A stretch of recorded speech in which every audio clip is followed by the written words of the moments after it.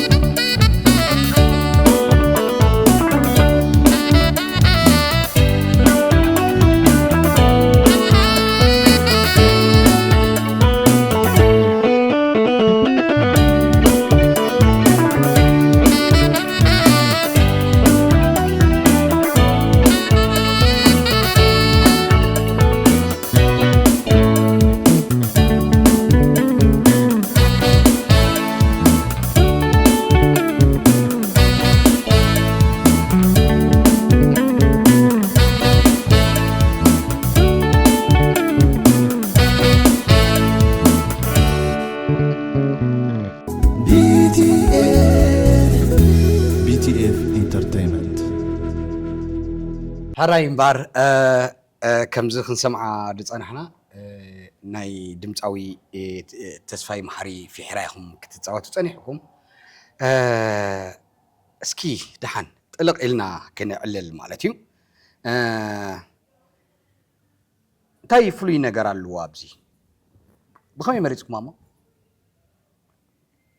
دا ناي في حراسي سلام كملخي زمناويت بمخانا دي ناب امرخا تاعتوس ولا كال فلي نجار اللو بقانقا موزيكا مالتي هير باخا خزمر حافشاو زناي قدم درفتاتنا كم ناي بعل في حراب له خال كم وندلو مالتي ابتي ناي زيما طعم زيما سلدلو احنا نتي زيما سلنسمع موزيكانيا كل شيء نتي ميلود نتي زيما سلنسمع مالتي بتا دمرت ناس معنا صبغت خوينا سلازي ترايتنا نا مريتنا مالتي اوكي هجي ناي فيرا كاب ولا دار ما كلاي ولدو دون بلا مشالو مستوم ناي سوساتات ايتم الدبنيا مزمنا حجي زلو زمناويت كايتي الدبنيا اما اخر مخانا جن خلاص ناس كل لعب سبعي ميوزك سمع خلص تي طعمس اب زانولو ازنا حجي ولدو خا طعمو اب زانولو سلازي ناب كلته سلسته ولدو زلو ኣብ ሓጎታትና ይኾኑ ወይ ኣቦታትና ይኾኑ ንሕና ደቅና ዋላስ ክሰምዑ ዝኽእሉ ዓይነት ዘመናዊ ስለ ዝኾነ ድዩ ዋላስ እቲ ሜሎዲ እዩ ብጣዕሚ ዝፈጥረሉ እወን ሓደ ደርፊ እቲ ሜሎዲ እቲ ግጥሚ ኣሎ እንዲ ኣቦቱ እቲ ሜሎዲ እቲ ተዘካሪ ኣብ ሓንጎልካ ድገድፈልካስ ሜይንስ ዜማ እዩ ማለት እቲ ሜሎዲ ንሱ እንድሕር ብጣዕሚ እንድሕር ፅቡቅ ከምዚ ናይ ቀደም እንድሕር ከምዚ ናይ በዓል ፌራ ንብላ ዘለና ሕጂ እዛ ደርፊ እቲ ሜሎዲ እቲ ዜማ ማለት እዩ ትሰብ ተርፍ ወላ እቲ ግጥሚ ከዓ ምስኡ ማለት እዩ ሓፈሻስ ኩሉ ነገር ማለት እዩ ኦኬ ሓራይ ኣብዛ ደርፊ እዚኣ ዝኾነ ነገር ሓድሽ ነገር ክሬት ትገበርናዮ ኣሎ ድዩ ነቲ ዘሎ ኢና ደጊምና ሃኒ ወላ ሓንቲ ዝተገበረ ተቐየረ ነገር የለን ነቲ ዘሎ ኢና ደጊምናዮ ዝያዳ ካ ምቅባል ስለለዋ እታ ደርፊ ተመሪፃ ማለት እዩ ናይ ሳክስ ፓርትን ናይ ጊታር ደሎ ምቅባል ነናቶም ፓርት ኣለዎም ሳክስን ኪቦርድ ጊታር ገለመለስ ዝፃወቱ ኮሞድያ መቦ ቆላት ሰሪሓ ነራ ምቅባል ደለዋ ድያ ስለ እሱ እውን ሓደ ፍሉይነት እዩ ኣብ ዓይነት ሙዚቃ ማለት እዩ ኦኬ ሃራይ ፅቡቅ ከም ሙዚቀኛት ዳርጋ ድበዛሕና መንእሰያት አርቲስት ኣብ ስደት ኢና ዘለና ኣብ ስደት ኣዝዩ ብዙሕ መንእሰይ ኣሎ ኣነ ዝፈልጦ ጥራይሲ ኣብዛ ዓዲ ጥራይሲ ብብዝሕ እንድሕር ተቆፂሮም ሙዚቀኛት መሳርሒ ሙዚቃ ዝፃወቱ ኣዝዮም ብዙሓት እዮም ልዕሊ 30ታት እዮም ብዙሖም ዘለዉ ማለት እዩ እዛ ኣብ ካምፓላ ጥራይ ንዕልሎ ዘለና እዩ ኣብ ካልእ ቦታታት ድማ ኣለዉ ንኣብነት ኣብ ኢትዮጵያ ኣለዉ ኣብ ኤውሮጳ ኣለዉ ኣሜሪካ ኣለዉ ገለገለ ኣዝዩ ብዙሕ መንእሰይ ኣብ ስደት ዘሎ ሓንቲ ነገር ግን ርኤ ግን ኣይፈልጥን ወይ ምናልባት ትፈልጥዎም ትሕር ኣለኹም ተጠርኒፎም ከምዚ ብመልክዕ ባንድ ተጠርኒፎም ዝሰርሑ ሙዚቀኛት ግን ኣይረኣኹም ደሎ ሓደ ሸው የዳሉ ሰባት ከዓ ይመፅዎ ኣብ ከባቢኡ ዘሎ ኣኻኺቡ ወይ መራሪፁ ይሰርሕ ብድሕሪኡ ክቕፅሉ ገለስ ኣይረኣዩ እንታይ እዩ እቲ ሚስተር ማለት እንታይ ፀገም ይፈጥረሉ ሰብ ተጠርኒፉ ከም ባንድሲ ዓቕምታቱ እንዳተወሃበ ዝጎደለ እንዳተመላለአ ንኸይከይድሲ እንታይ ደሸግሮ ስለ ዘለዎ እዩ ተልዮም ከዓ ከምዚ እኳ ኣለዉ ግን ውሕዳት እዮም እምበር ክንብለሎም ንኽእል ኣለዉ ነዶ ተረዳእትኩም ተንሕቶ ክልተን ኣለዉ ዶ ሓደ እንድሕር ደይ ኣለዉ ኮይኖም ንምንታይ ተልዮም ከኒ ክንደይ ድኾኑ ብዝሕ ኣለዉ ሕጂ ኣሎ እንዶ ከምዚ ዝበዛሕ ሕጂ ኣብ ስደሲ ኩሉ ሰብ ከይወቱ ክሳይድ ኣሎ ከምዚ ናይ ቤርካ ደሎ ጉጅለታት ሰፍ ክኾነ ይትኽእልና ምክንያቱ ሓደ ሰብ መፅእ መገሻ ገይሽ መፅእ ብዙሕ ኮፍ ኣይብልን ገለኹም ስለ ዝኾነ ይብላና ከም ልቀይ ማለት ምክንያቱ ዘለና ሕጂ ሳብ ዘለና ኩላትና ባሕባሕና ንመፃና ኢና ገለ ኣብ ሱዳን ፀናሕና ገለ ኣብ ኣዲስ ኣበባ ንነብር ማለት ጂቲ ስደት ኮይኑ ስማዓና እዩ ምክንያቱ ሙዚቃ ዝፀልእ ሰብ የለን ሕጂ ከማና ሕጂ ከምዛ ናትና ጉጅለ ሕዚ እዚ ንውሕ በለ ግዜ ብሓንሳብ ጌርና ኢና እቲ ምክንያትካ ስለ ድገሸ ደይብልና ማለት እዩ ሕጂ ከምኡ ደይደሊ ሰብ የለን ከም ተጠርኒፉ ክሰርሕ ግን ከም ዝብለካ ኣለኹ ፋሕፋሕ ዝበለ ስለ ዝኾነ እቲ ላይፍ ንምሕዳር ዳእ ብምበር ድሌት ደሎ ደይብሉስ ኣሎ ኢለ ይሓስብኒ ምክንያቱ ከም ዝብለካ ኣለኹ እቲ ሂወት ግድደካ ንኸይጠርና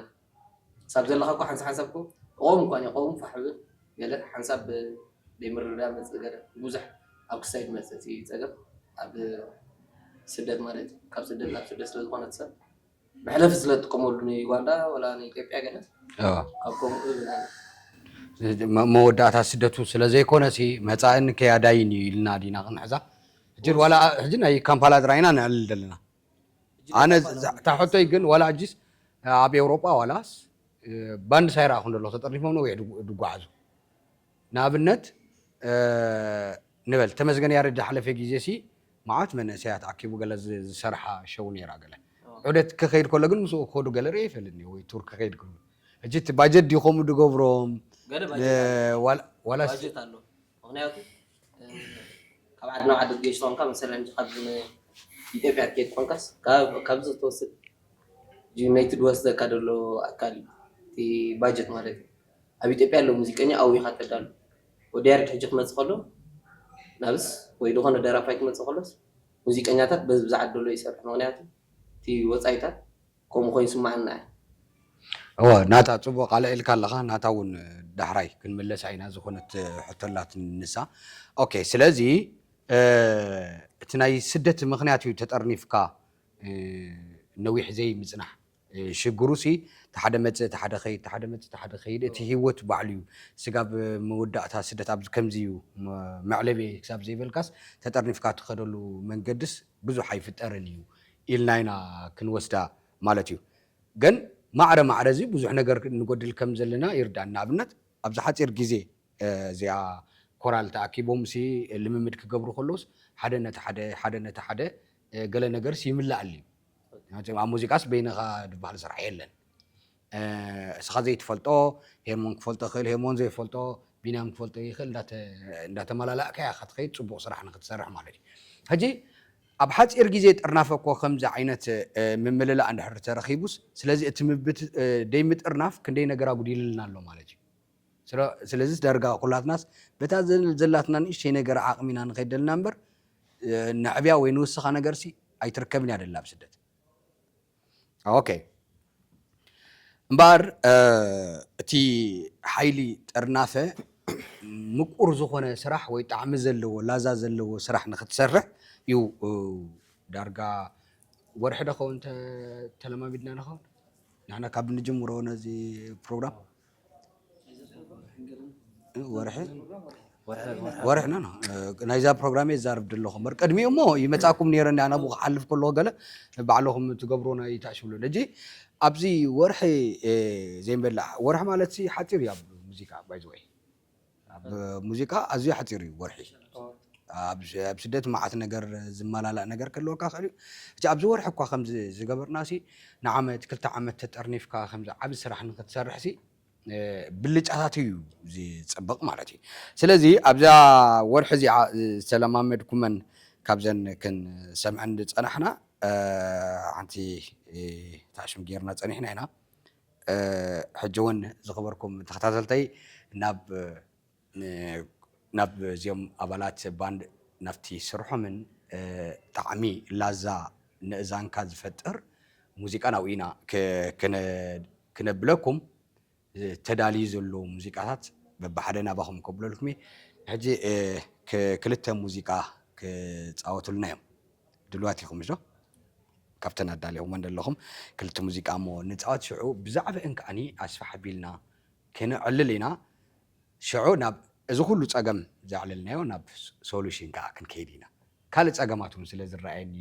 ብሰንኪ ባንድ ዘይምህላው ካልእ ፀገማት ይፍጠር እዩ እሞ ከዓ ምስ ዓቕምኻ ንኮልኻ ስለዚ ናብተን ተዳልየን ዘለዋ ክልተ ክላሲካል ወይ ኢንስትሩሜንታል ናብኡ ክንከይድና ማለት እዩ